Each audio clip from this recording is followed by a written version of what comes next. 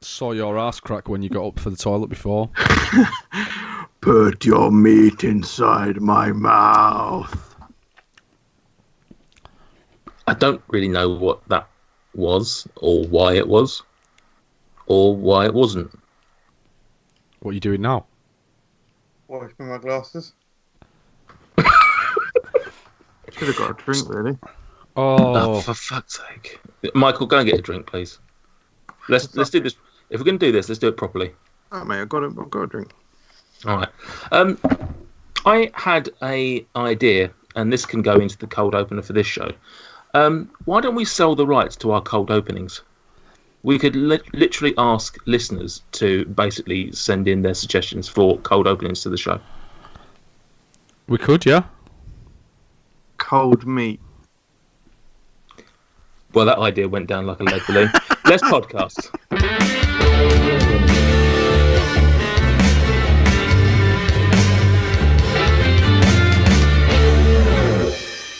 Good morning and welcome to FRUK Unwrapped, the official podcast of Food Review UK. I'm Beefy Peterson, and this episode comes with a warning. If you are a vegetarian, a vegan, a pescatarian, or something similar, you may want to turn off now, as we are going to be discussing all of the meaty goodness in this world. But before we sink our teeth into that, let me introduce the other carnivores on this show. If my first guest were a meat, he'd be pork. A tough exterior, accompanying an often dry character. He's versatile, a little salty, tastes great with apple sauce, and smells like pigs. I didn't really think this one through. It's Stuart Bullock. Hello, Nathan. How are you? I'm not too bad. How are you? Good. I'm pretty good. Pretty good. I'm feeling full of energy. Like legitimately feeling full of energy. That's not sarcastic. Healthy, well, raring to go. Pleased to be back. Correct. That might be the most positive, response we've had on any of these shows from anybody. There you go. It's new Stuart, 2018, like the 9th month of 2018. New Stuart, new super positive. Let's go. Nearly new you. Yeah. Nearly new year. Correct. Any reason you're energetic?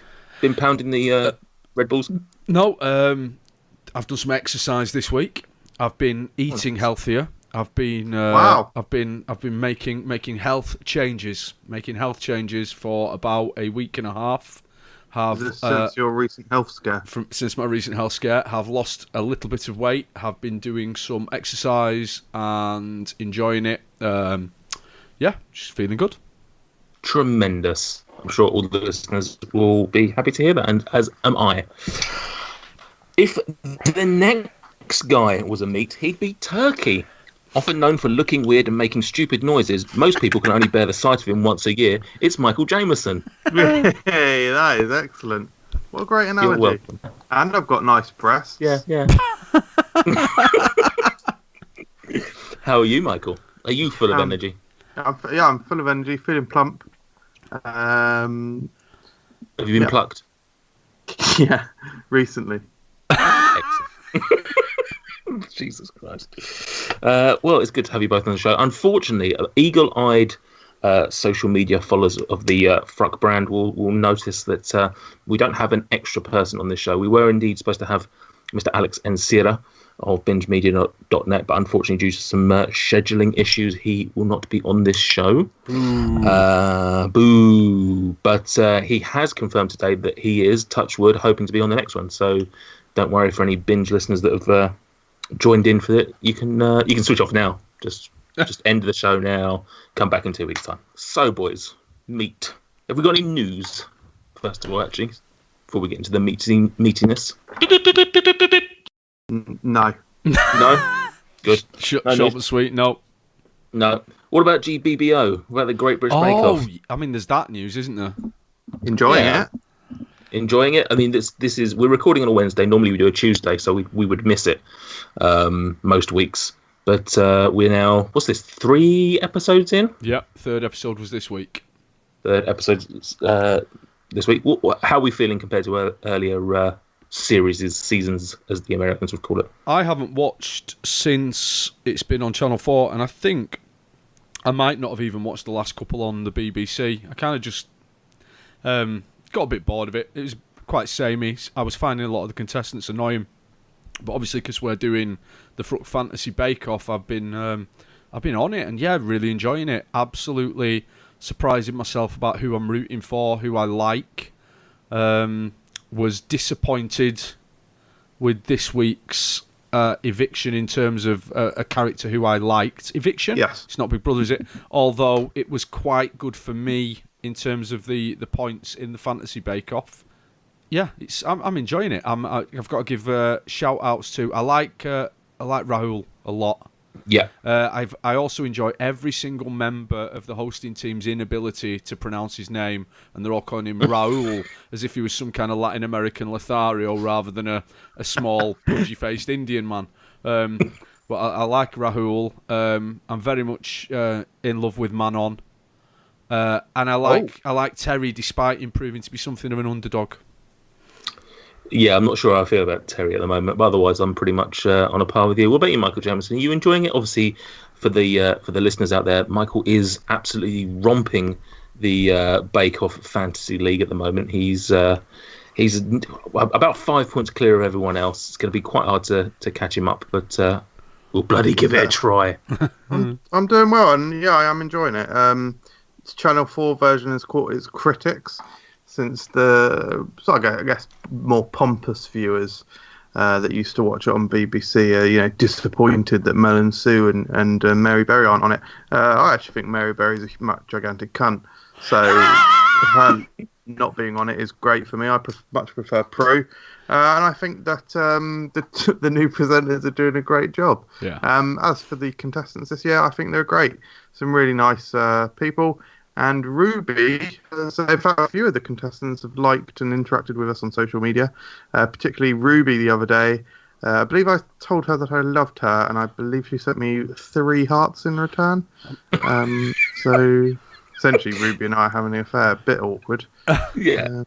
You've never sounded more like a stalker than you do right now. She's lovely. She's lovely. She is a beautiful looking woman, isn't she? But she's very petulant in the tent. She's a bit sulky and a bit... She's sassy confidence is what I call it.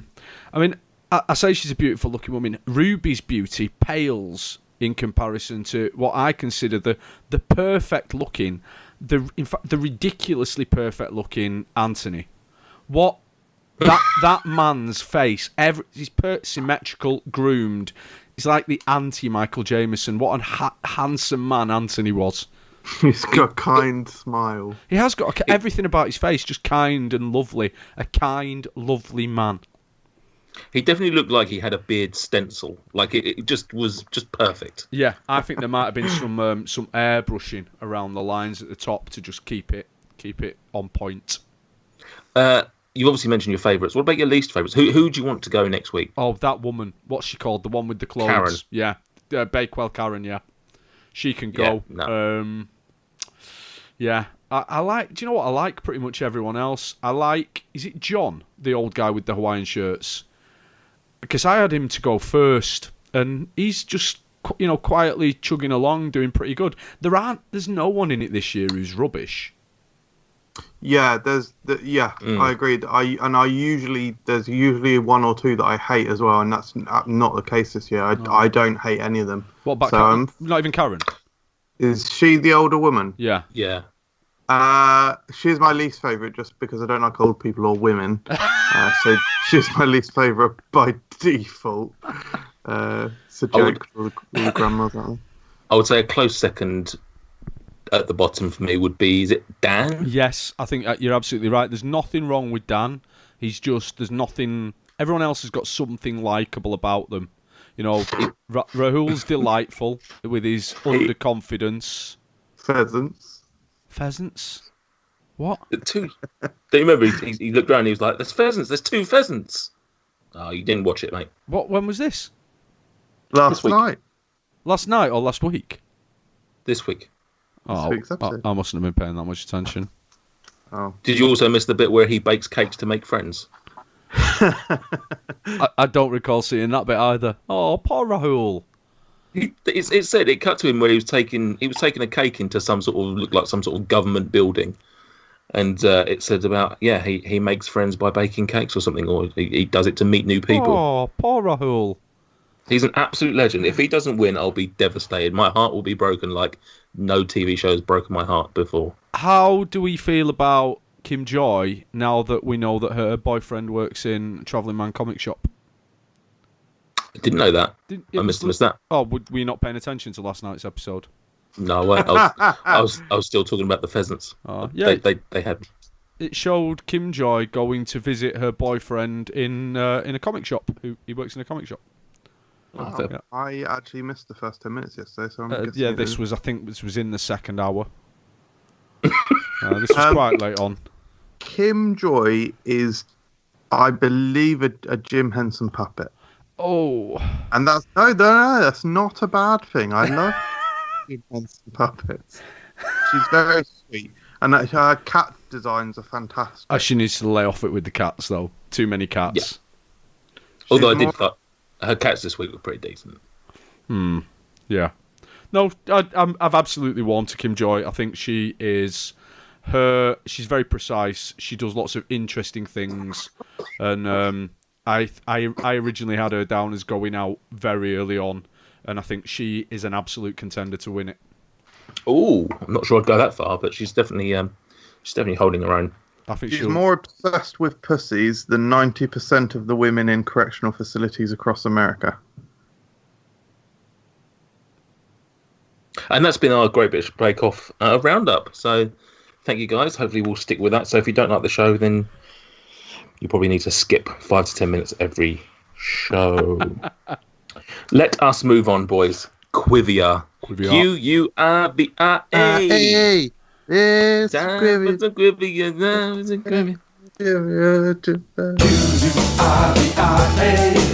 Yes, Quivia, time's a place Quivia. Yes, Quivia, time's a place Quivia. It's like a cross between some trivia and a quiz and a subject stems from profit. Two of those two aforementioned words. Quivia. Yes, Quivia, time's a place Quivia. Yes, Quivia, time's a place Quivia. Now, Michael, I'm talking to you directly. Yeah. We obviously had the Quivia special a couple of shows back. I get it. You were disappointed with how that turned out. No, I wasn't disappointed. Yeah. Last show, you were critical of the type of questions that I was asking, and you found that me asking numerical questions were perhaps a little bit unfair in giving advantage to Stuart, who would add or... No, you definitely did. You can go and listen to it back, mate. No, I already have. So what I've done for you, just to, give you a fair crack of the whip, is... Here we go. No numerical questions this week. Not one. Not one numerical question. I've also taken the liberty to design questions solely for each of you. So there's no shenanigans of Stuart being able to piggyback off of your answer and try and swoop in and steal a point off you. Okay? Fair. Are you suggesting that we're getting asked different questions each? Yes, you have your own. So fundamental more issues, but carry on. No, I don't think that's fair. I see, right. So okay, I see what's going on. Stuart's getting an incredibly easy set of questions, and I'm getting monstrously hard ones. Nathan Peterson would not do that. I wouldn't do that. I think when you'll see the quality of the questions, I think you'll understand that they've been fair and down the middle. So, question one, Stuart, I'll ask Stuart first, so that you can see how fair I'm being on this. Stuart, Nathan, are you ready? I've got 3 questions for you each, by the way. Okay, cool. As of 2016, which country exports the most beef in the world? There are actually 2 countries, so I will give you a point for either of them. Brilliant. Right. I think there's an obvious answer. I'm concerned it might be wrong. I think the obvious answer is Argentina. I'll try to gauge MJ's reaction from his face. But there's obviously, it could be somewhere, possibly not Asian, but perhaps the US. No, well, let's go Argentina. Oh, very, very close. Very close. The two options you could have had were Brazil, so very close. Wow. Or India. Oh, India, really? Sacred Yeah, cow yeah. and all that. They want to get all those cows out of there, mate. They want to Super eat them themselves. surprised. Would you have got that one, Michael? No, I've got no beef knowledge like that. Okay. Well, I suppose that's cow. Did you say export of cows or beef? Beef. Well, it says the actual statistic includes buffalo meat, but it was specifically Oh, talking God. more about beef. They export 1.85 million metric tons. Well, I'm going to say a year, but it was specifically 2016, which represents 19.6% of the world market. Australia, the US, and New Zealand came 3rd to 5th, respectively. So I was Yeah, close. I mean, I would have said America. But a cow is the one with legs, isn't it? And beef is when they chop the legs off. Yeah, basically. Stuart, question 2. Cool. As we all know, Hazlitt, Yep. is a pork meatloaf, Yeah, often served with salads or in sandwiches. yeah. But which county did it originate in? Oh, Yorkshire. Oh, Michael, do you want to have a guess? Not for any points or anything like that. Somerset? It was, in fact, Lincolnshire. Oh, wow. Okay, Stuart, and your final question. As of 2013, which country ate the most amount of meat per capita? Wow. oh. Again, this seems like there's an obvious answer. Yeah. Yeah, I think. Do you think it's the obvious answer? It depends if what I'm thinking of is the obvious answer. What? What do you think? I thought maybe China. Really? What were you thinking? America? I was thinking America. One of those two got to be in it. Oh, Americans are a bit larger, aren't they? They are generally. So is America your final answer? Australia. Australia? No. No. Where's he pulled that off? Definitely not. Oh. No, America. USA. No. Australia. I'm going to go with my original answer. I'm going to go with my original answer. So you're going with Australia? Yeah. The answer is South Africa. Australia. Oh. How? But they're not even. A But country? What? America's bigger, right? Yeah, but it's per capita. Per capita, so per, what was that, 1,000 people, isn't it? Apparently they eat 205 pounds of meat a year per capita, with USA second, so very close, Israel rounding out the top 3. Interestingly, the UK wasn't even in the top 15, which is mental. South Africa's in there, right? I didn't have the top 15 in front of me, but I think South Africa was in there, probably like 7th or something like that. So Stuart, and I now know what per capita means. there you go. Stuart, 1 point. Michael, I'm not especially happy with 1 point. no. Michael, Mm, in Denmark, that's right. Oh, he'll know this because it's Denmark and Lego and that. they serve a version of roast pork on Christmas Eve, but what is it called?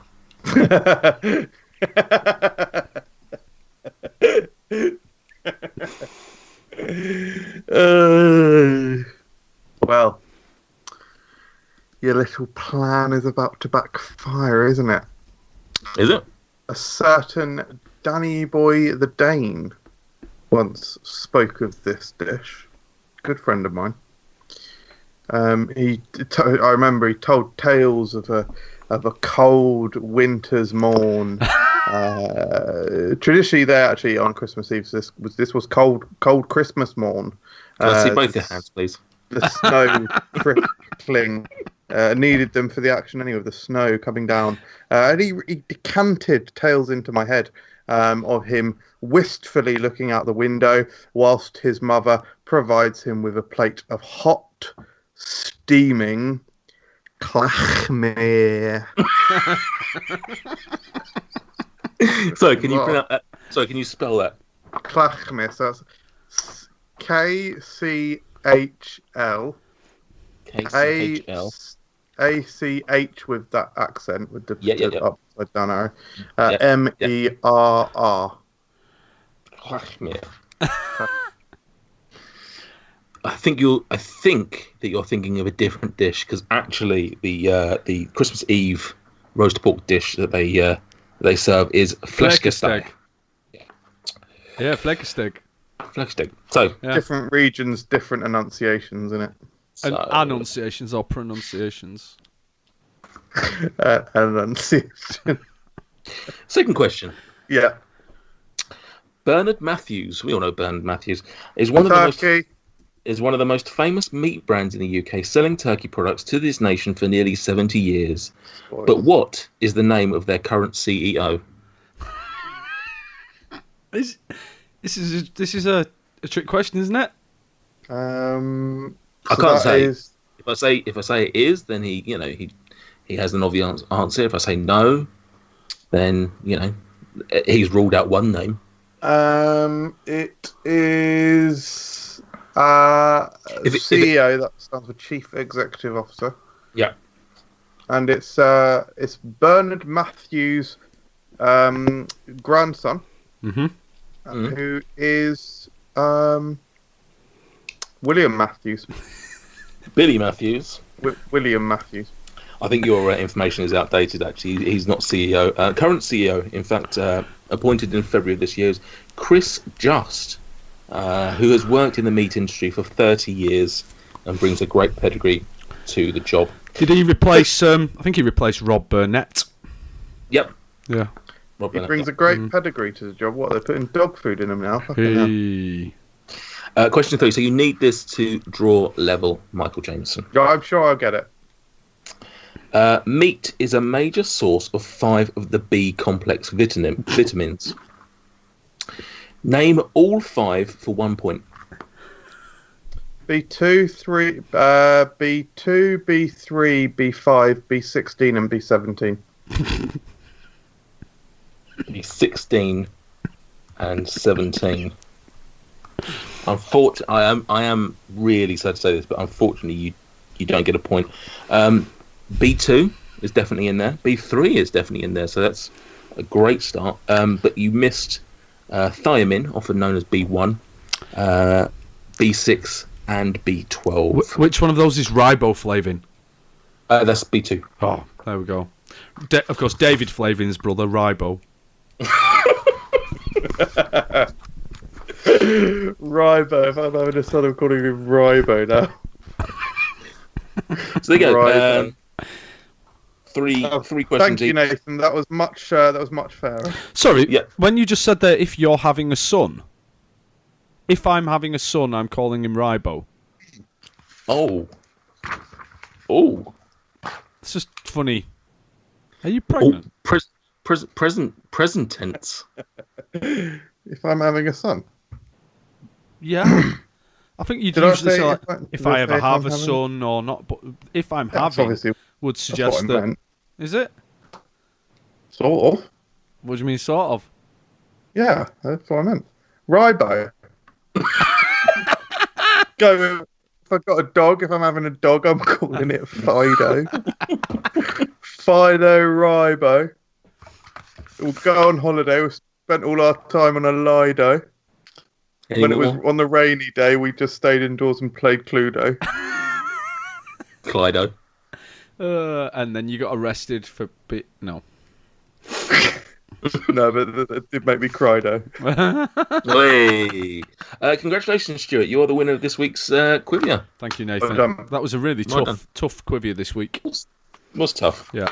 Definitely tougher with the without the the numerical It's one. fairer though, isn't it? Because I can't just swoop in and do the.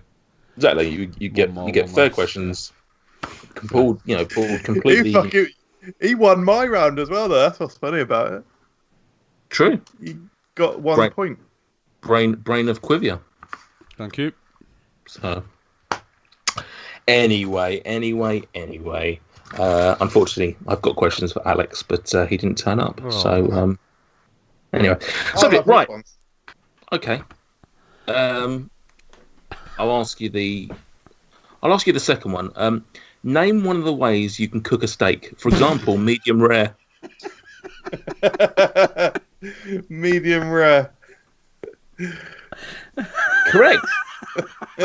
Correct. Did you know that most steak comes from cows? So, my little fact I had right. Right, guys. Cows are the ones that still got legs. And steak is when you chop the legs off. Notorious. Nate here. If you're like me and have a dangerous amount of disposable income that you can't be trusted with, why not head on over to patreon.com and give some of it to your favourite food review channel and podcast provider. And while you're there, why not give us some money? Way! Nah, but seriously, patreon.com/food review UK. Help us get Gossy some new glasses or something. He looks ridiculous. Right. We're all meat lovers here. We wouldn't be men otherwise, right, guys? Oh, God. We'd be pussies. Wow. Okay. Isn't toxic masculinity fun? But seriously, we do actually all really like meat. So, let's get all of our meat out, show it off, and rank it. Correct. Are you guys ready to rank your meat with me? Yeah. Absolutely. Okay. Talk me through it. We're talking the 5 traditionals. So we've got your beef, your chicken, your pork, lamb, and your turkey. Give me what's your order? What's your top to bottom? What's your bottom to top? Let's start with loser of Quivia, Michael Jameson. Chicken equals beef. Sorry, chicken equals beef. Yeah, chicken. Both level pegging for top spot. Turkey, pork, lamb. Lamb at the bottom. Grow up. What an idiot. Yeah. Wait, where was turkey? Third. Yeah, sort of third. Wow. I bloody love turkey. I love Christmas. I love a nice steaming plate of chlachemir on Christmas. So maybe pork should be a little higher. Talk me through your choices there. Why chicken and beef top, and why lamb bottom? More importantly, beef is probably my favourite, but chicken has got such versatility that it would be insulting not to put it towards the top as a king. You know, I don't see many people having beef nuggets or Kentucky Fried Beef, or for example roast beef, as you see with chicken. Or beef burgers. Interesting. You gave 3 examples of beef, which is also your joint top. So you're sort of almost arguing against yourself. No, I'm saying. What am I saying? I'm saying beef is probably better, but chicken has to be as good as it because of the versatility, and they're both just brilliant. Turkey, I absolutely adore. I really, really love Christmas, so any kind of Christmas meal, I will order turkey. Usually there'd be some sort of work Christmas meal. Usually a work Christmas party, which will usually have a meal as well. So that's two lots of turkey, and then Claire's family Christmas Day is turkey, and then I'll try and fit in a turkey if we go for like a pub lunch around that time as well. So I'm usually only getting turkey 5 times a year or less. So, and I bloody love it when I do have it. I just really like it. Pork is great, bacon, sausages, all that kind of thing. And lamb, realistically, I'm only really having lamb when it's kebab or minted lamb kebabs, or I'm doing some sort of kofta dish or some sort of homemade thing. But it's not going to be very often. It's also probably the least readily available of the meats in the UK, I'd say. A place like Aldi, they don't have a very big lamb selection. It's also it can be prohibitively expensive, so that'd be why it's probably towards the bottom for me. Interesting. Stuart, what about your thoughts? Yeah, but my reasoning and my reckonings don't really take into account a lot of the things that Michael was saying. These are not necessarily in the order of which I eat the most or eat the least. They're the ones that I enjoy the most, and if I were given the opportunity, would eat more of. So I'm going to start with pork. I know Michael talks about the versatility of chicken. I think pork's even more versatile. And then I'm going to go for lamb in second place. I think it's probably the most delicious of meats on its own. It is prohibitively expensive. It isn't readily available. It's harder to cook with. Lamb chops are like the piddliest things in the world, but it is delicious. I'm going to go for beef. I'm then going to go for chicken, which is probably the meat that I eat the most of. I'm going to put turkey in last place. It's not that I don't enjoy it. I do enjoy my Christmas dinner. I do enjoy... I'll often buy a turkey steak, because obviously they're very, very lean. Good healthy substitute for other types of meat. But it's just not a lot to it. I think you have to do more with turkey to get it up to scratch, whereas other meats work really well. So yeah, pork, lamb, beef, chicken, turkey. Peterson, what are you saying? Interesting. We are literally one swap of a number exactly the same. I did sort of. I've basically put them. I've almost got two lists. One which is based purely on enjoyment, and one which is based on, I guess, the Michael Jameson version, which is what I would choose, or the versatility and the frequency, etc., etc. So with you, Stuart. I would probably put lamb top. I do love the flavour of lamb. It's such a rich, deep flavour, and a roast lamb is just such an enjoyable experience, especially if it's the lamb's heart, which obviously we know I'm a psychopath for eating. Still never done it, but really want to. I would love. I mean, obviously, we'll come to it in a second. Actually, I've got it on here. But obviously, you living with a vegetarian, I would imagine that's probably an ultra problematic meat to try and eat. Well, they're not big, are they? No. But it's just generally considered to be more barbaric than other forms of an animal. Yeah. So, yeah. But I would love you to try it and to give me your feedback. I fucking love it. 2, pork. It's immense, and there's so many. It's my favourite, probably my favourite overall animal in terms to eat, because of obviously the I don't want to use the versatility, but more so just the variety. Like, bearing in mind bacon, gammon, pork, ham. That's 4 different varieties of pork, essentially, that all have their own unique flavours and blends of saltiness, texture, etc. Correct. I don't know what Michael Jameson keeps laughing at, but fair enough. I'll mention it in a minute because it's not relevant to what you're saying, but it sort of has to be said. Okay. 3, beef, decent. Obviously, it couldn't have beef burgers without them, but outside of that, I'm not. I like beef, but it's just not something I'm too worried about. Chicken, massively versatile.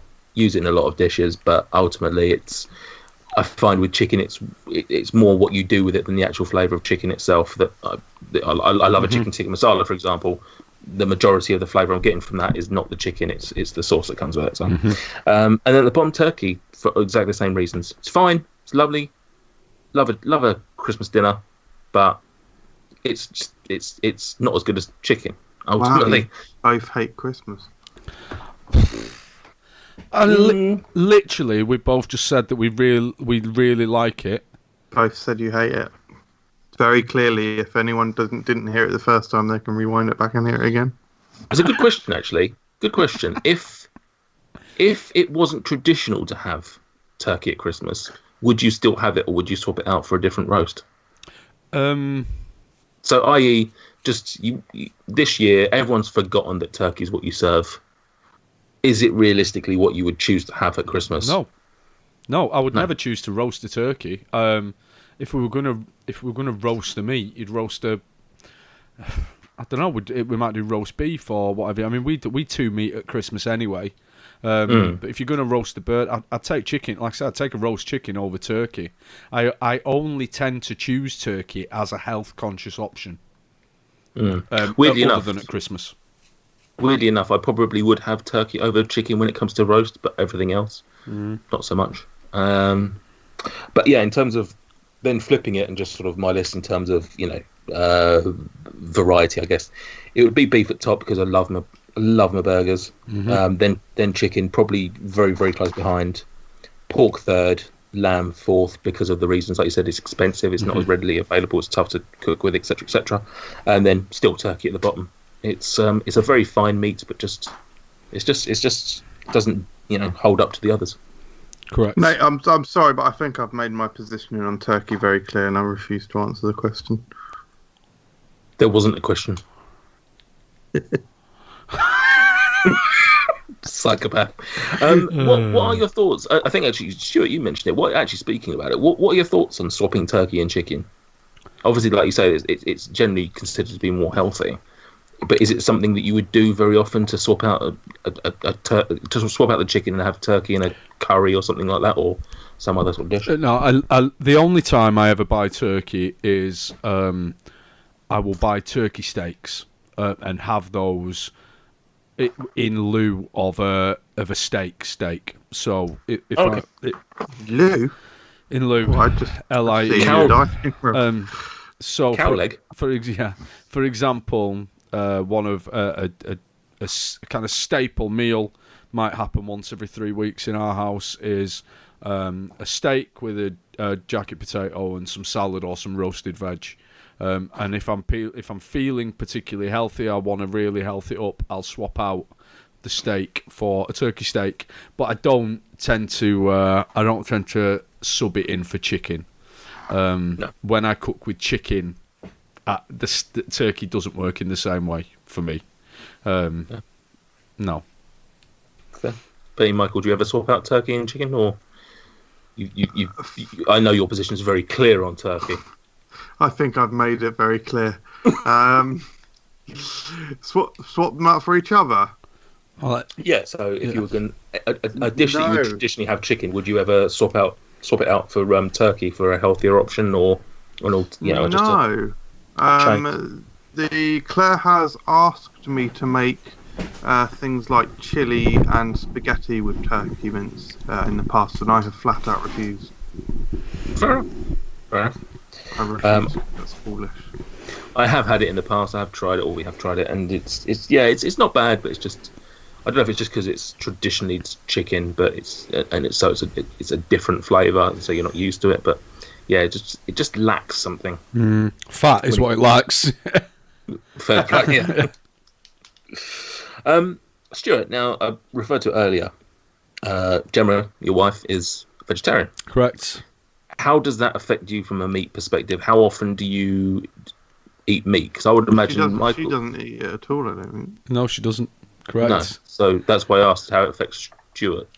Well, that's what I'm saying. Let me try and work this out. Right. So today I have eaten no meat. Yesterday I ate. What did I have for my dinner yesterday? Yesterday I ate no meat.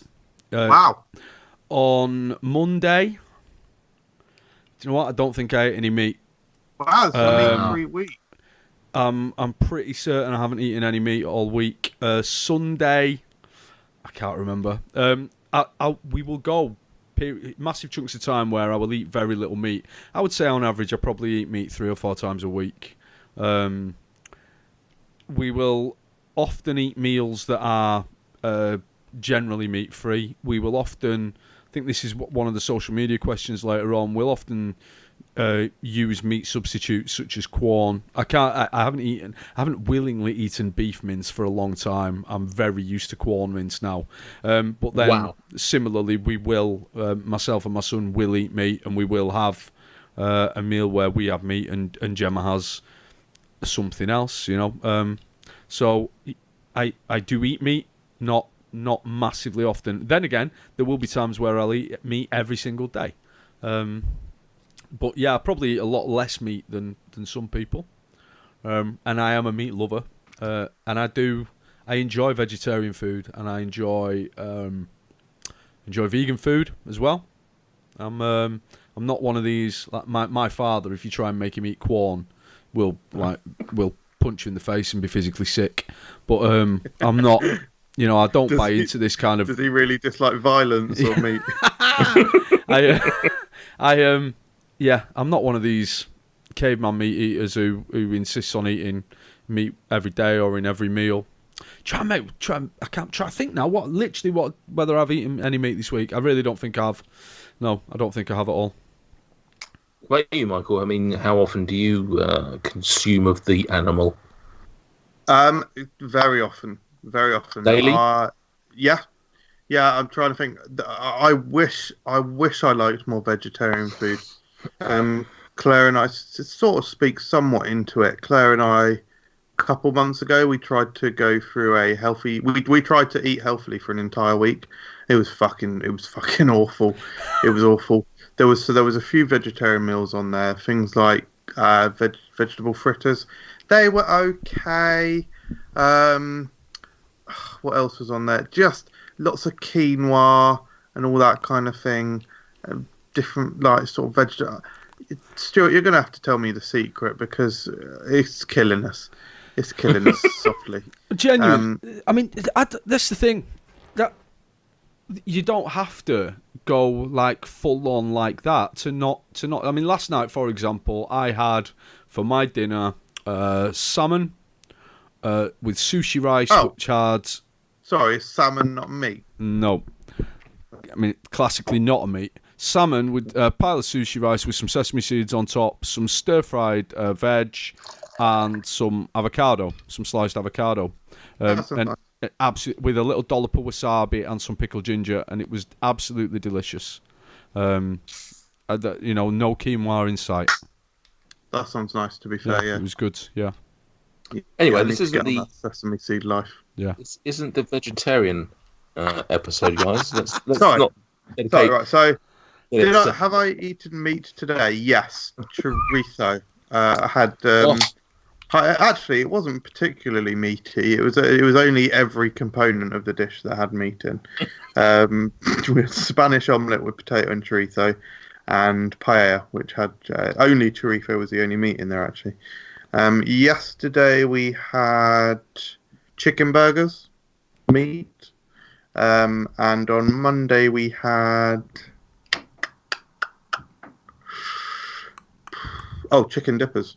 Yeah, chicken dippers. So that was meat as well. Love chicken dipper or a beef dipper. Oh, it was it was Waitrose, very good chicken mini fillets, very very nice. So I very frequently have meat. It's rare that I don't. Macaroni cheese would be a day where we don't have meat, and that's not healthy, but it's good with a slow roasted tomato sauce to cut through all the richness of the cheese. Trying to think of other non-meat dishes that we actually eat. Don't want to know what non-meat. Just a regularity thing was all I was asking for. I would say I have meat every day, basically. Fair enough. Same. It's. I feel cheated almost if I don't have it. Don't get me wrong. I've had lovely vegetarian dishes, but it just feels like It just feels like it's lacking if there's not meat there. For both of you daily meat eaters, would you say that you regularly have meat twice a day? Yes. Right. Wow. Well, it depends because it depends on my lunches, obviously, to be twice a day. And some weeks I'll have just like hummus and pizza for lunches. So obviously there's no meat there. Mm-hmm. But this week, for example, I've got like ham and cheese wraps during the week. So yeah, I would say more often than not, I'm having it twice a day. Wow. And I would say more not than often. Probably a third of the time I have probably chicken refrigerators. Wow, crazy. Or left over from the day before, maybe. I've just trying to think back now, and I've worked out that I definitely haven't eaten any meat. I didn't eat any meat Saturday or Sunday. I can't remember whether I even ate any meat last Friday. I think I must have done, but yeah, I haven't eaten meat for 5 days. Can I just get Can you just confirm a few more of the meals in that case? I'm intrigued and inspired. I do want to eat less meat, partly for the health reasons. And I want to eat more fish, I want to eat more vegetables, all that kind of thing. Meat-free burgers with sweet potato wedges and corn on the cob was one thing. I did some gnocchi in a kind of tomato and pesto sauce for lunch one day. Had vegetarian shredded duck with pancakes and ting on Monday night, which actually is really pretty good. I don't know I think it's Linda McCartney's. Is that still going? Yeah, the company, not so much the woman. And Jesus Christ. Yeah, salmon. Tonight we had homemade cheese pie. Salmon tonight, is that like chicken tonight? Yeah. Homemade cheese pie with new potatoes and green beans tonight.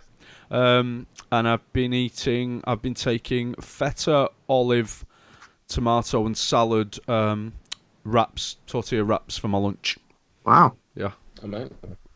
You have a very impressive face. Sort of culinary world. Like, all these dishes sound wonderful. Yeah, we do quite well. I'm very, very lucky that I grew up with a mother that can cook. My mother-in-law can cook. My wife can cook. I'm not bad. We do okay. It sounds like you're all very good. Yeah, we cope. We get on. Yeah. Confident cooks. We just have a go. Yeah. I'm just going to take a photo for our Instagram stories, so just stay as you are. And beautiful. Lovely. Excellent. So, on topic, meat. What's meat? Yeah, we've heard about the alternative to meat meals, but what are your sort of favourites? To be honest, a lot of mine that I've listed down are pretty much stuff that I've mentioned on this podcast earlier. But what are your other favourite meaty meals or ways to prepare meat? Yes. Just talk me through your meat loves. Not meat loves. Right, yeah. Back to meat. Right, I'm going to talk you through some dishes. Okay. Go for it. Big thing, right? You know how pulled pork got really, really fashionable and became this huge thing. Like 10 years ago, pulled pork was new.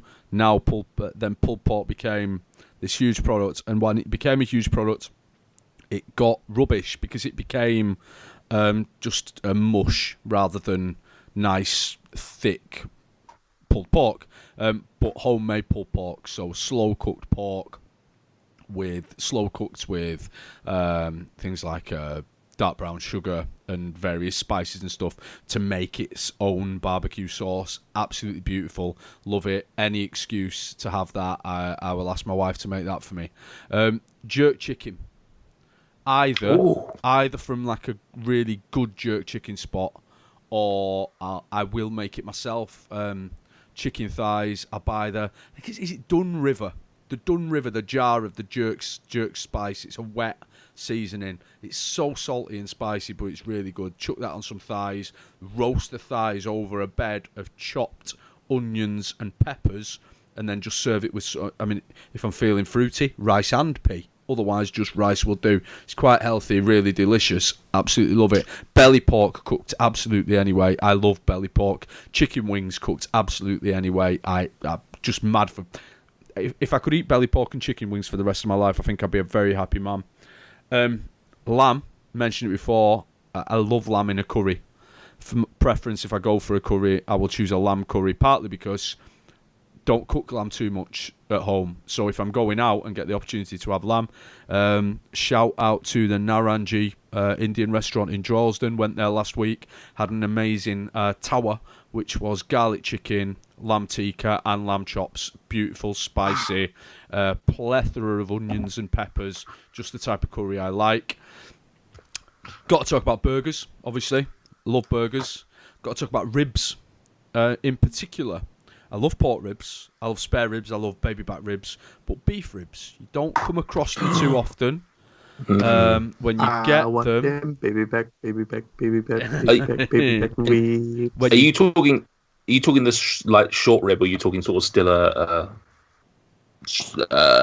normal wrap of rib sort of thing? No, I'm talking like the short rib, the big thick ones. Yes. Ribs. those ribs that I had when I was out with you guys at whatever that place was called. Bluegrass. Yeah, that place. They were ace. Ribs were fantastic. Service was terrible. And left to our own devices, weren't we? We were very much so. They didn't want us to pay, which was nice. That would be it. I think lots of these things are dead straightforward, but when I'm eating meat, I tend to want unhealthy, like really good, big meaty meals. I really want to eat some meat now. Can't believe I've gone 5 days. Yeah, sorry, mate. Probably the wrong time to get on this show.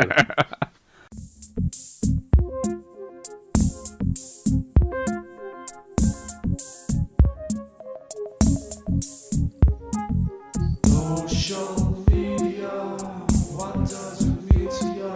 Facebook, Instagram, Twitter, hey, like, follow, retweet, make our day. Social media, what does it mean to ya? Facebook, Instagram, Twitter, hey, like, follow, retweet, make our day. You can find Food Review UK on Twitter at Food Review UK, Facebook also at Food Review UK, and on Instagram at FRUKgram. Check it out. A lot of mine are on their burgers, ribs, obviously roast dinners. Shout outs, they're just amazing. Pork belly. The trouble I had with pork belly is the first couple of times I had it, it was absolutely fucking incredible. It was game changing, and I just have never, very much like you said, like pulled pork. It just seems to be that the market got saturated with it, and they just never seem to live up to standard. Proper fried chicken. Just love like a southern fried chicken breast or burger or anything like that. It's just, I think again, it's a market that seems to have just stepped up its game in the last few years, and gone are the days where KFC is your only viable option. There's plenty of like pop-up gourmet, for want of a better word, restaurants that have that. But yeah, steak obviously when it's done right, it's amazing, but again, it's not always done right. It's always not always cooked right. It's not always the right cut of meat. But when it is, when you get everything right, steak is fucking incredible. Good steak's great. Good steak is great. But it's just so hard to find, really. But yeah, burgers number one, absolutely all day long. I can't speak highly enough of them. Michael, talk to me. Meat. What do you love? What dishes? People may not realise I've got a very, very, very, very mild form of Tourette's. Probably somewhere in the region of 3 minutes ago I mentioned that we were left to our own devices in Bluegrass. So since then I've wanted to do this. We were left to our own devices in Bluegrass, eating chicken and barbecue smoke.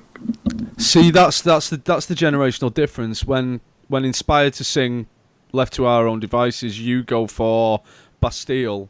Whereas I was thinking, left to my own devices, I probably would. Which I believe is the Pet Shop Boys. Pet Shop Boys. I know neither of those songs, I don't believe. No. So... Well, I mean, that's mental. What? You don't... That's mental. You don't know the Pet Shop Boys or Bastille? I know both of those. I don't know why I said that in a way that I knew them sexually, but but no, I just don't know those particular songs, those particular ditties. Surprising. What's your favorite? What's your favorite Pet Shop Boys song? Go West. Michael. My favourite or my famous? Your favourite Pet Shop Boys song. Well, if you're asking what the most famous is, I'd have to say Elysium, format Elysium Electric. But no, my favourite is the Pandemonium Tour, 2009 to 2010. Can I retract my answer? It's the one they did with Robbie Williams back in the day. No Regrets. Was that Pet Shop Boys? I believe so. All right. No, my favourite is TBA, which comes out this year. I'm obviously on the Wikipedia page. Hey. No, I'd need to get back to you on that. I'll listen to a few because I probably know lots of their songs, but don't realise it's them. There's 3 key dishes for me in the meat family. There's roast, but roast comes with all of the ensemble, and of course the meat plays a key part of it. Turkey and chicken are my favourite roasts. Love a roast beef as well, but they're rarer. With Claire and I being a duet only, we have been trying to find you see those relationships with 3 people in. We've been trying to find one, but unable thus. I say we, unable thus far. No. So we very rarely have a large hunk of beef. Looking for a hunk. There she is. There she is. I'm envisioning the beef, and I'm saying, there she is. There's the beef. I don't know what's going on. It's just got all very weird. Because I've started talking. No, I'll say that one last. Burgers, yeah, absolutely fantastic. Don't have Five Guys often enough, to be perfectly frank. Had them a few weeks ago when we went to Uxbridge. Claire and I went to Uxbridge shopping. Sorry? We went to Uxbridge near Nate's neck of the woods. You didn't start any fights, did you? Oh, is this like that time you went to Blackpool and didn't tell Stuart? Like, you just happened to go to areas near your friends and don't give them like the heads up or the courtesy to... It was quite last minute, I have to say, actually. Oh, sorry, I forgot I'm constantly busy. Wow, it was 2 weekends ago. Were you busy then? No. Actually, I was massively unwell and I think I was shitting everywhere. So probably... Should have invited you, sounds fun. Yeah. Yeah, but bloody love it. Bloody love Five Guys. Steak, really love steak. If a restaurant does steak, and I know they do good steak, there's a good chance I'll order it. I like ordering steak from steak houses. Miller and Carr, I do like Miller and Carr. Again, you get a lot of nice accoutrements as well, but it's just a bit too expensive generally. I have a fairly big appetite, and it's very rare that you can find any steak south of like £35 that will satisfy me. So, and I will rarely spend more than £20 on a main. So you're usually looking at your rumps, your sirloins, your under 10 ounce. I think I've mentioned on the podcast before that Texas Roadhouse in America, when we went last year, I was on cloud 9 when I ordered a 16-ounce steak, and it was absolutely fantastic. Yeah. So steak, quality or quantity?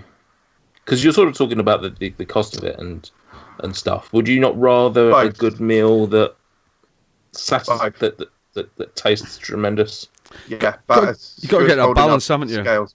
You got to get the balance. You know, it's. There's no point spending £50 on a 5-ounce fillet, in my opinion. No. Have you ever had a T-bone? Yes, but not for a long while. No. So I've not. I suspect. Would I be right in saying they have quite a lot of fat? Not necessarily. There is an element of fat. So it's a T-bone is fillet and sirloin, isn't it? So you get, is it? You get the fillet and the sirloin with the T-shaped bone down the middle. That's a pretty indulgent steak, and you get I think it's it's one of the only times that I've ever had fillet. Because fillets are expensive and small, but they are delicious. Fillet steak is delicious when they're connected in that way by T-bone. Because obviously it's cooked in one piece as well. Yeah. Can you tell a massive difference? Yeah. You can. Yeah. Oh, wow. The texture between a fillet and a sirloin is like fillet's like butter. It's just really it's ridiculous. Whereas sirloin is much more. It's much more fibrous, isn't it? It's just the fillet's got such a fine texture. Yeah. Yeah. Yeah. I've never tried fillet actually. It's good. It is good. I mean, we had a butcher's near us that was doing like 6 fillet steaks for 6 4-ounce fillets for 20 quid or whatever. So I got some, and they are really nice, but it's like a 4-ounce steak. It's not, it's not satisfying for a Friday night tea or whatever. You want at least an 8-ounce steak, and ideally getting upwards towards a 16-ouncer. Yeah. Yeah, that's what I'm saying. You're paying for your quality over your quantity. Yeah. I've come to the realization. I had a bit of a turning point years ago, and I admit I should have seen this coming. But I had a steak at a Harvester, and obviously not known for its quality necessarily, but it was so gristly and just an awful cut of meat that it just put me off steak altogether for years. And so I then. I don't know where I had one, but I had someone. It wasn't Miller and Carter, but it was somewhere else that was reputable when it came to meat. And I thought, fuck it. I think I tried actually someone else's, and I was like, wow, that's incredible. I've missed this. It's been years since I've had a steak that's good.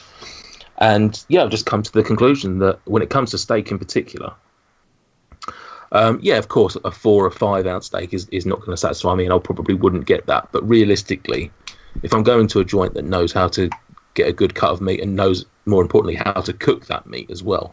Yeah.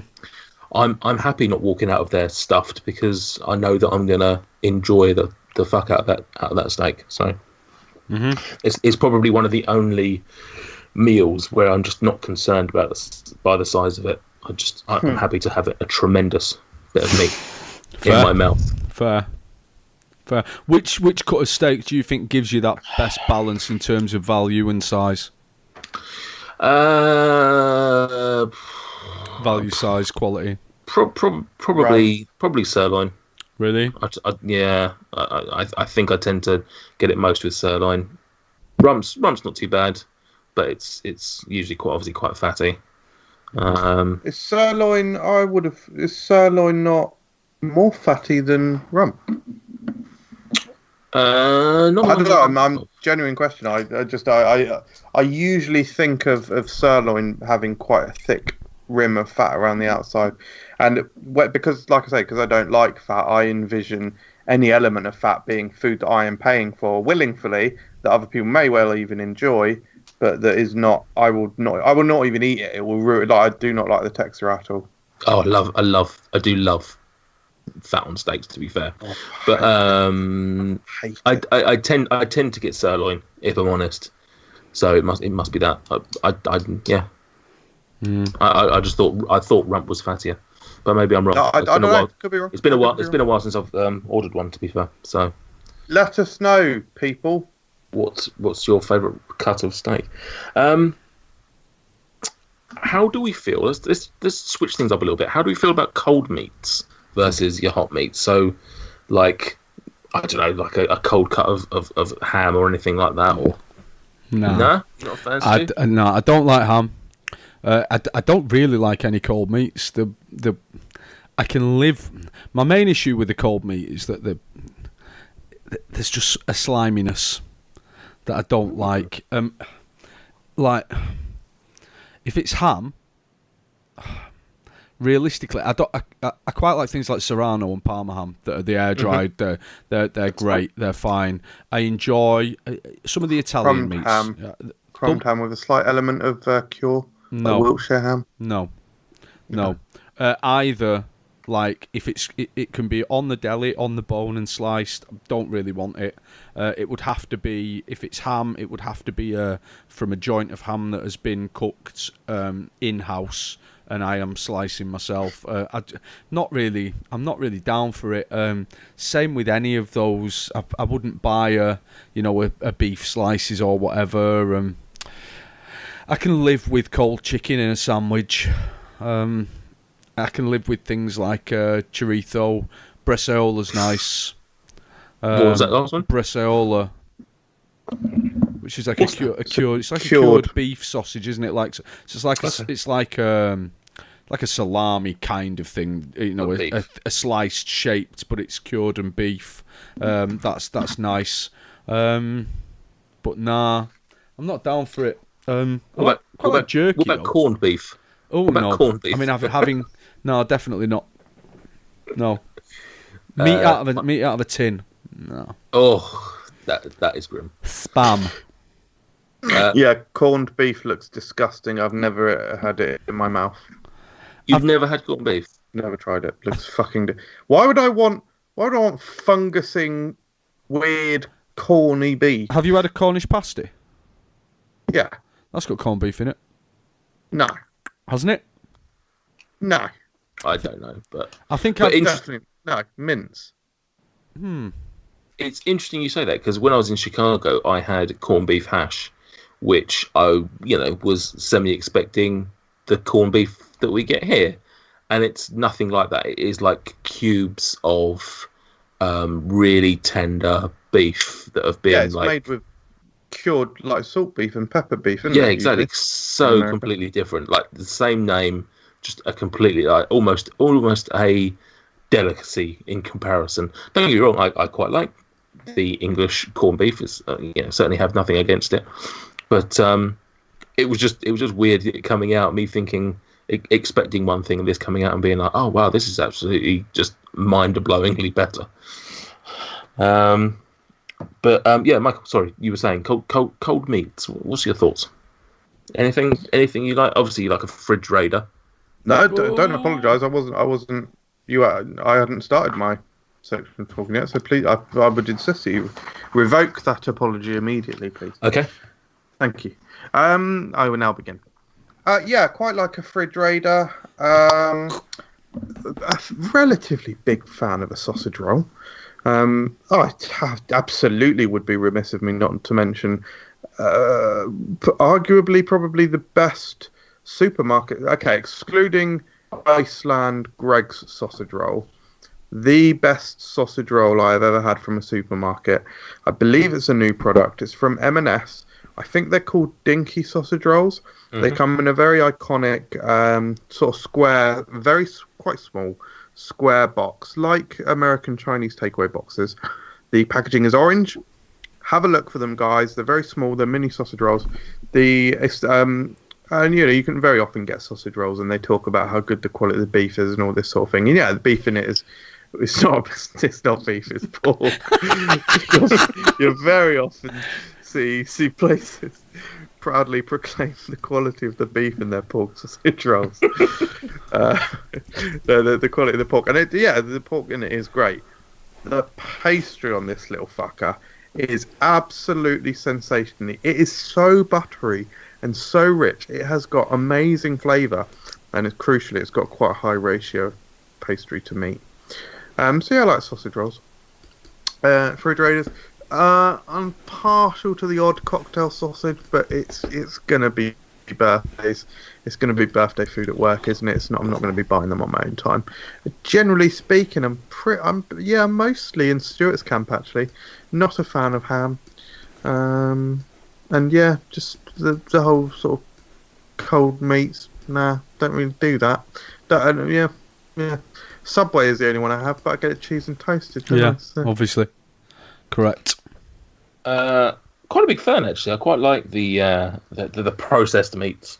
But obviously not. I prefer them when they're, like Stuart said, when they're cooked at home and they're sort of left like Boxing Day, for example.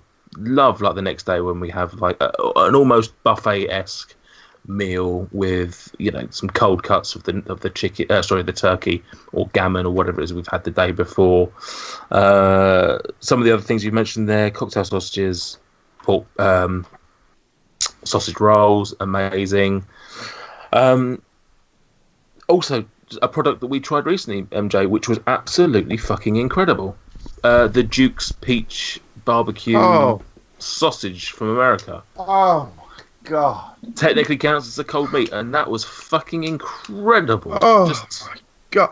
What it inspired me to try and recreate something similar in a dish. I don't know if you saw the other day. I made pork meatballs. Peach and pork meatballs. Oh yes. Yeah.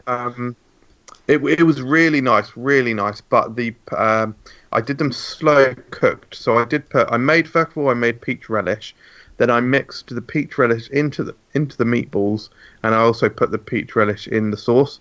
I think the fact that it was slow cooked meant that the peach flavour sort of was it was lost, and I think it might need something like Well, it may well just not work in that type of vehicle, maybe. But I'm thinking of adding like peach flavour into it somehow. But those things, those Dukes, I mean, there was 3 of us, and we smashed through the whole bag in about 3 or 4 minutes. Mm-hmm. Yeah, unstoppable. They were fucking immense. If you're in America, buy them. They are fucking incredible. And send them to us. Maybe do that bit. Yeah. But yeah, no, I'm a fan of it. I can't think of any meats that I don't. Obviously don't necessarily prefer them by any means, but I think they certainly have their place on a salad, in a sandwich, in some sort of buffet type thing. I'm a massive fan, but it's obviously just not on the same level of its hot counterpart. Right, I'm going to give you guys. Mm-hmm. I'm going to give you an either-or question. Okay, I've grouped some foods together. You're going to keep one of these forever, and you're going to lose the others forever. Oh. Okay. So group 1, you can keep or lose steak, chicken wings, bacon, and lamb shank. That's group 1. Or beef burgers, southern fried chicken, pork ribs, and kebabs. Oh. See you later, Group A. Really? Yeah. So steak, chicken wings, bacon, and lamb shank. But I'd have to lose burgers, pork ribs. Which fucking sadist kebab. is doing this? I'm going to lose Group B just because I can happily lose kebab. I mean, bacon cheeseburger's gone, which I've got huge. I take huge issue with that. Who's doing this, Nate? Is this you? have you suggested this? What's this? What's this? Some sort of Tory thing? Yeah, it's part of Brexit, mate. We have to tighten our belts a little bit since fucking hell. Tory cuts, isn't it? Yeah, half of these are European and are just gone. And you have to decide which. Fucking Farage and Johnson. That's really tough. Yeah, I'd have to keep the chicken wings group.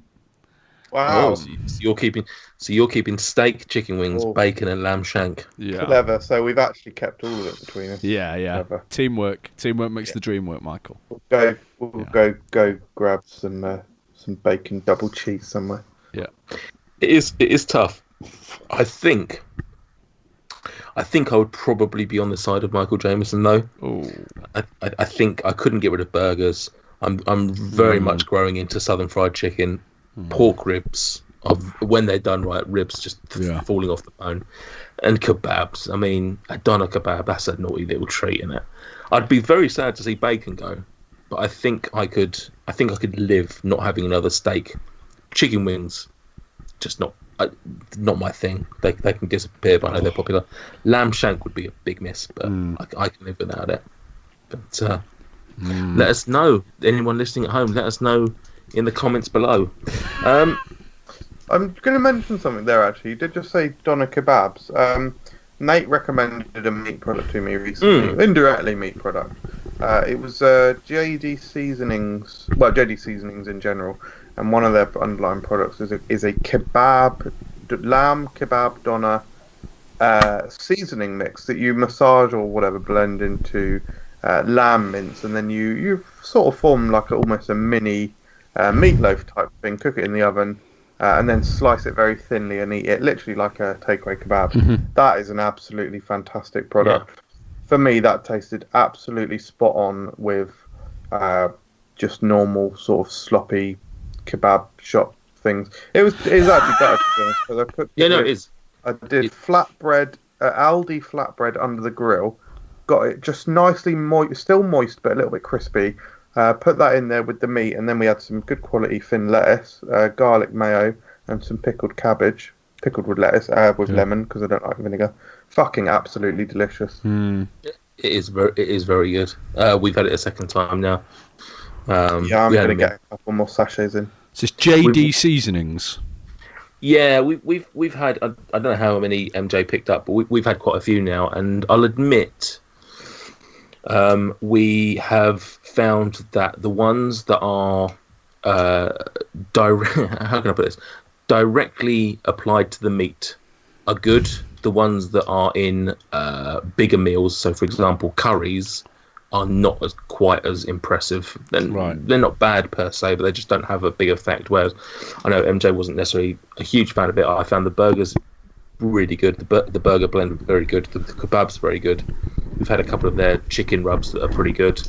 They're like 150 for a little punnet. No, not punnet, little pot. Where are you finding these? Buy them online. All right. Direct from them, and they're pretty good. And you can find similar things out there. So, for example, like the chicken rubs.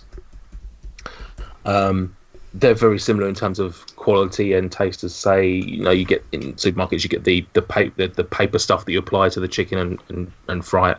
It's very similar to that. But this is obviously being in a pot. You can apply it a bit more sort of how you want, rather than it being already pre-stuck to a bit of paper. Mm-hmm. So it's a bit more versatile, to use the FRUK word of the day. Definitely worthwhile trying a few of their stuffs, and I would definitely say that the kebab is the standout at the moment, just because it's such a unique thing. Like, nobody cooks their own kebabs at home, really. So and I will definitely buy it again. I'll buy next time. I'll just order 4 of them. I wasn't overly impressed with any of the others, but the kebab one more than makes up for it, because it's one of those fantastic experiences of when you, and it's happened to me, I guess it's probably happened to me 3 times now, of managing to recreate something that is sort of takeaway quality at home. It gives you such an immense satisfaction. So lamb doner, when you learn how to make proper BRI curry, British Indian, BIR, sorry, British Indian restaurant. But also fairly recently, I finally cracked burgers at home. The way I do it is form them into a rough burger shape, but then when it's in the pan, get the spatula and squish it down and squeeze it very tight, because I like thin burgers. And that is, makes them nice and gets them brown on the outside. You cook them really quickly so they're still juicy, and that is absolutely delicious. Just salt and pepper. Last question for the night, lads, before we get onto social media, because I haven't forgotten about it. Have you tried any obscure, exotic, or less common meats, and are there any that you would like to try? I'm trying to think. I've eaten a lot of the, in terms of less common things. I've had things like venison, pigeon, wild boar. I've had either partridge or grouse. I think I don't know what. I'm absolutely certain that I've had either gator or croc, one or the other. I remember having that. Underwhelming, fine. I believe I might have had kangaroo. I might have had ostrich. It's not like, if you go back 20 years, these kind of meats were very rare. Now with things like food markets and food festivals, you'll often find a place that just happens to be knocking out rare meat burgers or whatever. I think I've had zebra. I'm not sure. I like rabbit. I would be interested to try horse in the right circumstance. France. You're not forced. Yeah, perhaps in France. I'm not squeamish about meats. There are things that I don't think I could eat, but I'd try most things, I think. What couldn't you eat? I think I'd struggle with dog or cat. Yeah. What about snake? I'd eat snake. Absolutely, I would eat snake. Yeah, that would happen. Bugs? It's not meat, really, is it? I mean, I know it is, but it's just a kind of the thing itself is gross, and it still looks like the thing itself. That's the problem with bugs. I can conceivably, if someone dared me to eat a salted cricket or something, I'd eat a salted cricket. I don't think I could eat those chicken feet that you guys ate. Weirdly enough, I'd probably have them over another bug. Right. What bug did you eat? It was like cray worms and crickets, was it? I think crickets are just going to be crunchy, aren't they? I'd struggle with like mealworms and stuff because they're wormy things. My problem when I've had bugs it is the texture. It's just like it's like dusty, grainy. I'm not a fan of that at all. No. What about you, MJ? Have you had anything particularly exotic or weird? I really haven't been quite pedestrian when it comes to meat. Speaking to your last comment there, for me, across the board, it is more of a texture thing. Generally speaking, I'd be up for anything. Probably the reason I haven't is because I don't want to waste money on a meal that I might not enjoy so much. And they do tend to be quite expensive. Like the opportunity has presented itself, sort of, in that Lidl and now, actually mainly Lidl, they tend to have quite a lot of different meats, ostrich and whatnot. Actually, Iceland do like a I'm a Celebrity sort of pack as well, which comes with a load of stuff in. So I would try it. It's a texture thing. I don't really want a really hard, meaty thing. Like I think that's what puts me off swordfish, for example. I've heard that's very tough and meaty. So yeah, I would be interested. Like Stuart mentioned, snake. Yeah, I'd be quite interested in trying that. I probably would try dog and cat. Wow. Would you eat bollocks? Bollocks? Or bullocks? Yeah. Would I eat bollocks? Would you be?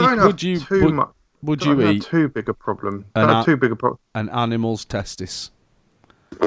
It would be, again, for me, it's a texture game. I just envision it being tough, rubbery, and salty, and rubbery, and it's the texture that would kill it for me. I'm not too bothered by the taste. Yeah. I think it would depend on circumstances. I don't think if I suddenly saw it on a restaurant menu, I would necessarily. But if in some weird, bizarro world I was backpacking through some godforsaken country and it was a delicacy wherever I pitched my tent, then yeah, maybe. But I definitely wouldn't. I don't think it's something I would order off of a menu with other options there. If you were backpacking throughout the world and you came across a country where it was legal and accepted to consume the flesh of the human, would you consume the flesh of the human? No. I would, as long as it was basically, I would, as long as the human was probably disease-free is one. Disease-free is one thing I would say, and that they agreed to it. They were like, "I donate my body to a restaurant. I would eat it." What about if they were still? What about if they were still alive? Like if they like had their leg amputated and you was. Yeah, that goes without saying that I'd do that. Would they be serving it to me? Because that might be awkward if they were hopping and trying to serve the meal. That's actually an absolutely fascinating idea, isn't it? Someone who's in some sort of car accident or something, so they have to have their leg amputated. They're like, listen, put it on ice. I've got a dinner party on Sunday. That really would be fascinating. Now, guys, let's all eat my leg. I'd be keen to do that. But obviously illegal, isn't it? So. Yeah, I can't. Life or death? Again, maybe. Probably. It's only a maybe in life or death. Get a fucking grip. All right, maybe not maybe, but I'm just saying I don't think I would if it was just £100,000 there. Oh, that's a different question. Oh, money, fine. Yeah, because there's more incentive then. Because your morals can be bought. Yeah. Yeah. What did of you course. say, Stuart? What did I say about what? Cannibalism. I asked the question. What would your answer be? It's just such a taboo. It's not even a taboo, is it? It's just it's like literally up there with like the worst things that you could do. It's unbelievably dark, but similarly, what if it's nice? Yeah. Yeah. It might be really delicious. It might be really delicious. Human meat is the best meat. Imagine if it was not an issue then. Oh God! But if it was better than pork. Yeah. Need to get the death penalty up in a few more places so we can really. What about if it's like a lobster restaurant where you get to choose your lobster out of the tank? It's got a big cage of crying people. just thought actually, like, you could consider if it was like a death penalty, and then the human meat goes to, up for sale and to eat. Would that be ethically sourced, or would people who die of natural causes and donate their body, would that be ethically sourced? Because one of them, they got killed and you're able to eat it because they broke the law. So how can that be ethical? I guess we'll probably never know. Maybe. I mean, Wow. Brexit again is around the corner, and a lot of fear mongering around food. Who knows? We might start turning on each other. Maybe one for a Black Mirror episode if they can link fucking iPad into it or something. Fair play. Good. Right, that's all I've got. Have you got anything else on it, or should we move on to SOCMED? There's something I wanted to mention before when you were asking about meat dishes that we would really like to try. Have you ever heard of a bone luge? Not by name, no. So a bone luge, basically you get a bone, a marrow bone, and you funnel a shot of bourbon whiskey down it, and as the whiskey travels down the bone, it picks up some flavour, some fat, picks up some elements from the bone, and then you drink. I'm not sure whether you literally put your mouth to the bone and take the shot straight from the bone. Really want to try that. There's a restaurant called Red's True Barbecue that do it, I think. That have got 2, 4. They've got 7 locations. The same Reds that that are in supermarkets with the sauces and ting. Yeah, they have 7 locations, all in the north, because the north is the best. I would like to try that. Intrigued how that would work. So what was it you said? A shot of what? It's a shot of bourbon. Bourbon. Mm. Yeah. With meaty juices running all through it. Interesting. Yeah. That's a weird combination. It's not something that appeals in terms of just listing ingredients, but I'd give it a go, maybe. I'm a whiskey drinker, and for preference, if I were to describe the kind of flavours I want in a really nice whiskey, I want something salty and meaty and savoury. So I completely get why this really calls to me. That's very odd. That's not something I've ever heard of. What, salty, meaty, savoury whiskies? Yeah. It's kind of single malt Scotch whiskey. You get sweeter ones, but you get ones that are really quite savoury. Fair play. Yeah. Fair play. Yeah. MJ, you up for a Bon Marche or whatever it's called? Yeah, I'd try it. My experiences drinking Scotch and whiskey straight has been few and far between, but it is a fascinating experience and a fascinating world to dip your toe into. Yeah, correct. What are you drinking, Nathan? Are you having a bone luge? Jack Daniels and Coke. Ooh. Oh, speaking of whiskey. Yeah. Speaking of eating humans. Yeah. I don't know. You're listening to FRUK Unwrapped, the Food Review UK podcast. Review it on iTunes if you dare. Michael, what have you got on the social media for us, my friend? Got 28 comments this time. 28 Fucking comments man. and 28 likes. So Let's rattle. we got absolutely smashed through these. Yeah, only comment. Yeah, only comment if you really have to. One word answers. Laminator says I'm a veggie. Finn Rogers, how do you get your steaks cooked? I imagine MJ, the child that he is, gets well done. No, actually, medium. For example, medium rare. Super rare. No. Super rare. Medium rare. I mean, he literally already answered. You're slowing things down, Michael. Oh, sorry. I thought he said that as I thought he was referencing earlier. But also answering. Interesting. The Cookie Mill UK to Gothel says, "What is the minimum time you cook bacon for?" I would say 10 minutes. 5 minutes on top of whatever Chris does. Yeah. Probably about 5 or 6 minutes. Would you rather fight 15? What? Would you rather fight 15 chicken-sized cows or 1 cow-sized chicken? 15 chicken-sized cows. 15 chicken cows. Yeah, hands tied behind my back, just using my teeth. What a cow-sized chicken is going to fucking maul you. And also, you can't eat the cow-sized chicken raw, whereas I can just get my teeth into the chicken-sized cows and just rip them to bits like a wolf. Such a northerner. Yeah. Chicago is in ruins from a weird animal cull. All animals are dead except one, which is in unlimited supply to eat. Which Pig. animal do you want Pig. it to be? Pig. The pork, beef. Is that the one snack with the of- legs or?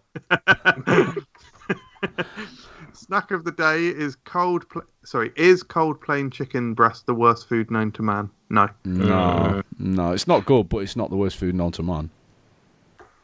Frankie Funko, what's the best meat to go with peanut butter? I was all chicken man until I tried it with a beef burger and it blew my ovaries away. Bacon dipped, its peanut butter is pretty solid too. Yeah, bacon. Burgers are very nice. I've not had it with other meats, but with a burger, it's incredible. Yeah. Chicken, because it makes me think of chicken satay. That's basically what.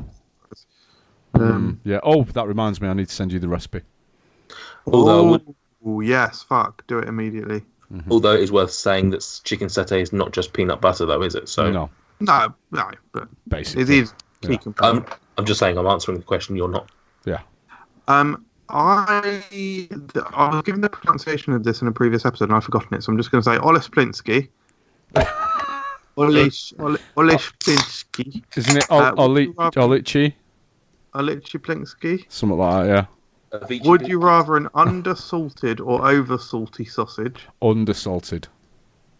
I'd say undersalted. Yeah. Assaulted. What is an animal you refuse to eat? Human. How many and Stuart and I quite. How many sausages do you think you could have at once? I haven't found a limit yet. Yeah, lots. All of them. Literally at once, or like just as a conveyor belt. All at once. 3. Really? And also remember, if you already haven't, to call Nate a psychopath for his repulsive liver-eating antics. Yeah. Heart. Okay, heart. Maverick baking. Thoughts on meat substitutes, e.g. corn? We covered sort of. I'm not. Yeah, not too offensive, but bad. Not try. Eat a lot. Best part of roast chicken. Personally, I'm a breast man. Thigh. The skin. Thigh. Very Oh, great answer. thigh. Thigh's great, but Yeah. chicken. I love roast chicken skin. Because I am a psychopath. Yeah, that is good. Yeah. Peeling it off just before the end and putting it in separately. Fuck me. Mr. Chode, does chicken belong on a pizza? On the right pizza, yeah. It has Yeah? to be spicy. Yeah. For me, I'd actually go the other way. I'd say it has to be with rosemary on a proper Italian pizza. But Well, chicken and rosemary is nice. Mr. Chode's made a clarification, actually. Answer is no, by the way, but anyone who thinks otherwise worries me. George. Leon Tricker, if you could only consume the flesh of one animal, what would it be? I think we've already answered that. Pig. They've said the correct answer is pork, obviously. That's not an animal. Leon Tricker's also said best steak you've ever had, where and how much. Me was Texas Roadhouse 16-ounce steak. It was under $20. Huge ribeye, a now defunct restaurant in Huddersfield called Argento. Really rare, really, really good. Enjoyed it. Top of the world restaurant, Stratosphere, Las Vegas. Can't remember what cut of beef it was, but it cost about $100. Oh, Jesus wow. Christ! Worth it? It was very, very, very good, exceptional. He's also given a recommendation, Hawksmoor. Yeah, there's one in There's Manchester. branches in London and Manchester. Yeah. Never been. What's that? Expensive. What is it? A restaurant? Yeah, yeah. Upscale steakhouse. You're looking at spending like £100 a person there. Per person. Nice. I believe so. I haven't been. I've got friends who've been. It's quite upscale. Fair. He's also said fish/seafood is better than meat. Discuss. No, because it's not. No, it's different. Episode. Yeah, different. It's a different episode. Yeah. Different and worse. Do you use a local butcher, farm shop, or farmer's market? Nope. At Christmas is the only time. Spend a bit of money on meat at Christmas. Other than that, unfortunately not. I use ones that aren't local. Yeah, I'd like to much more, but they're just not very conveniently located. Fact. Yeah. Luke C99. I believe that's Carrigan. Bacon is overrated. Sausages are better than bacon. Next. Go away. And last one. Although sausages are incredible. Correct. Jack C. Pedley has simply made quite a great comment that will close out the show nicely. Bad time to be vegetarian. Correct. Yep. Correct. Back to Hawksmoor. Quick price. Fillet steak at Hawksmoor is 300 for a 300 gram steak. So that's what, about a 12 ouncer? Okay, that's quite big for a fillet. £36. So they sell the steak by the weight. That's 10 ounces, yeah. Yeah, ribeye, 400 gram ribeye, which is about 14 ouncer, isn't it? £31.50. Slightly more expensive than the sirloin at 30 quid. So you're talking around about 30 quid for a decent sized steak. Rump, quite affordable. So not as expensive as I thought. Where's that Hawksmoor? I might check them out if there's any relatively close. There are 1, 2, 3, 4, 5, 6, 7, 8, 9 locations. Many in London. Excellent. Well, I may check one of those out because Cool. I've definitely got back into steak over the last few years. Yeah. Right, and that's it. Is that everything, MJ? No more comments? That's your Phil. Wow. Phil commented, did he? The pig has porked, as they say. Yeah, they're often saying that. What a great phrase. And with that, just before we sign off, just a quick shout out to one of our newest Patreon patrons, Mr. Hastastic, who I believe is ex-guest Harry Lay. Thank you very much, Harry. This is your official shout out. Thank you very much for helping us out over on Patreon. If you wish to help us out, please head on over to patreon.com// all the slashes Food Review UK. Give what you can and more. It does help the podcast, the main channel, all of it going. And yeah, please do. But if you can't, well, you're dead to us. Anyway, so that is another show in the bag. We've chewed the fat. Well, we found out that MJ doesn't. But anyway, it's now time to leave. Thank you to Michael and Stuart for joining me tonight. Hopefully we'll have Alex on in 2 weeks' time to join us for... God knows, actually. I don't think we have a topic for the next show. So who knows? It's all we're going in blind with that one. Thank you to the listeners for staying tuned. And if you haven't already, be sure to hit the subscribe button to on your chosen podcast app to ensure that you always see our new shows as they appear. Until next time, where's the beef? Ooh. Good beef, everyone. Pork to see you next time. Chicken later. Lamb.